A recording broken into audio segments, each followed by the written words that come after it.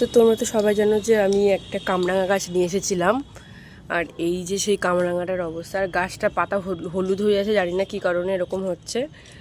তো কামরাঙাটা তো পেকে গেছে, তো আজকে পেরে নেবো ভাবছি। পেরে তোমাদের টেস্ট করে দেখাবো যে কেমন। এই দেখো হাত দিয়েছে, ওটা পড়েও গেছে, পেকে গেছে যেহেতু, ওই জন্য হাত দেওয়ার সাথে সাথে এটা দেখো। এই যে তোমাদের এটা আজকে বলবো যে এটা কেমন টেস্ট।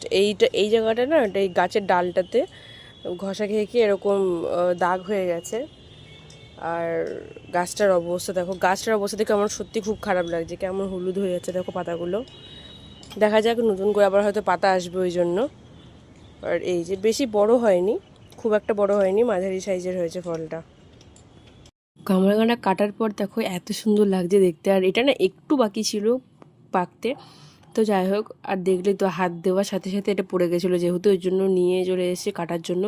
আর কামরাঙাটা এত সুন্দর খেতে, পুরো মিষ্টি কামরাঙা, মানে